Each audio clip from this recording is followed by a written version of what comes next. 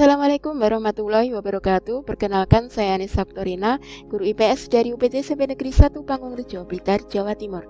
Kali ini izinkan saya menyajikan materi 5 bahasa cinta sebagai tugas pelatihan reguler EGURU-IT dengan judul pelatihan meningkatkan kapasitas guru dengan stress management agar menjadi guru yang menyenangkan dan bahagia. Apakah itu bahasa cinta? Yang pertama adalah quality time, waktu berkualitas atau waktu yang mengesankan. Yang kedua, word of affirmation atau kata-kata cinta atau motivasi. Yang ketiga, physical touch atau sentuhan fisik. Yang keempat, acts of service atau pelayanan. Yang kelima adalah receiving gifts atau hadiah. Saat-saat yang mengesankan atau quality time. Dalam buku Chapman dijelaskan, memberikan perhatian yang tak terbagi. Contohnya, seorang siswa akan merasa terkesan apabila gurunya mengajar dan memperhatikannya sepenuhnya baginya di kelas, tidak sibuk dengan gadget atau HP-nya. Yang kedua, menyediakan waktu pada anak-anak, making time for the child. Contohnya, bagi siswa akan terkesan apabila gurunya menyediakan waktu baginya untuk menjawab pertanyaan-pertanyaan dalam pelajaran yang belum mampu ia kuasai. Yang ketiga, perhatian yang fokus dengan perasaan cinta. Focus attention, feeling of love. Siswa yang mendapat perhatian yang sangat fokus dari guru akan merasa disayangi oleh guru tersebut. Kesan ini akan menimbulkan kepercayaan dari siswa kepada gurunya. Yang keempat, menghabiskan waktu bersama kenangan indah.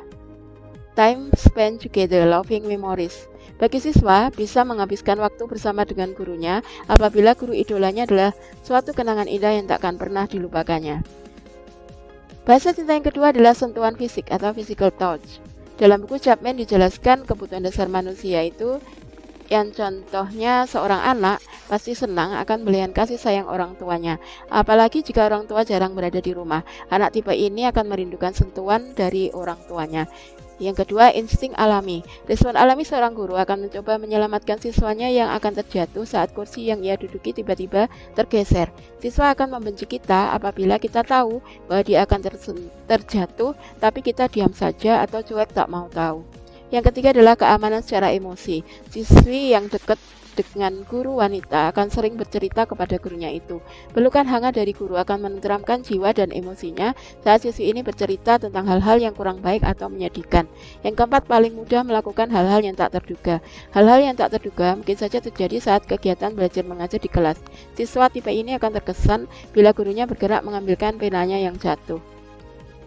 Bahasa cinta yang ketiga adalah kata-kata penyemangat. Dalam buku Chapman dijelaskan cara ampuh untuk mengkomunikasikan cinta atau kasih.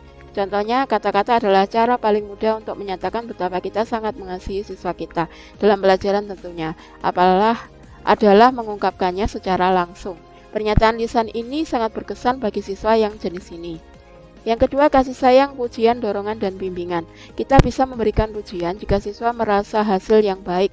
Memberikan dorongan apabila siswa sedang terpuruk hasil belajarnya, memberikan arahan yang terperinci sesaat sebelum melakukan praktikum, dan memberikan bimbingan saat mereka hendak menghadapi ujian.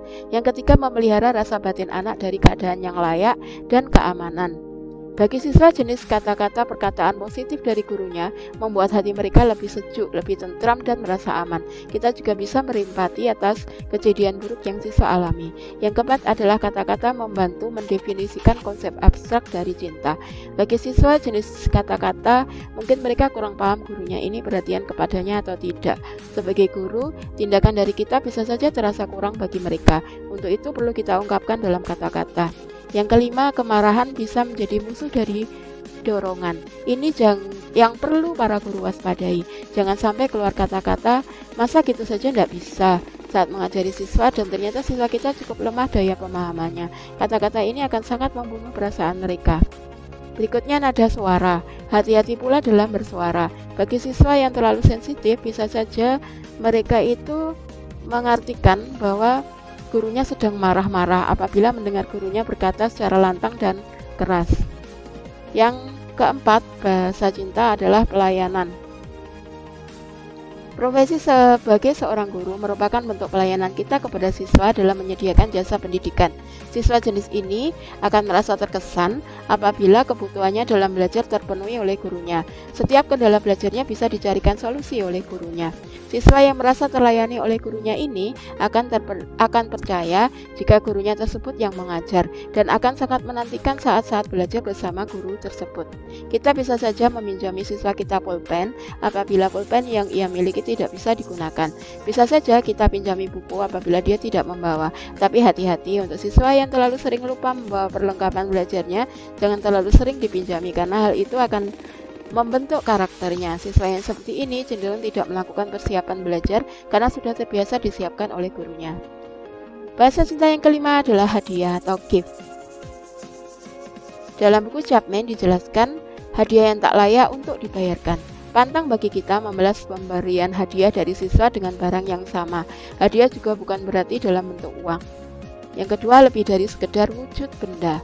Hadiah yang dimaksud tidak hanya sekedar ada atau sebuah ritual, melainkan yang lebih penting adalah makna pemberian hadiah tersebut. Yang ketiga, ukuran atau harga tak jadi masalah. Jangan pernah mempermasalahkan ukuran maupun harga yang kita keluarkan untuk memberikan hadiah tersebut. Yang lebih penting adalah hadiah tersebut memiliki makna yang mendalam. Terima kasih, semoga bermanfaat. Mohon maaf jika ada kekurangan.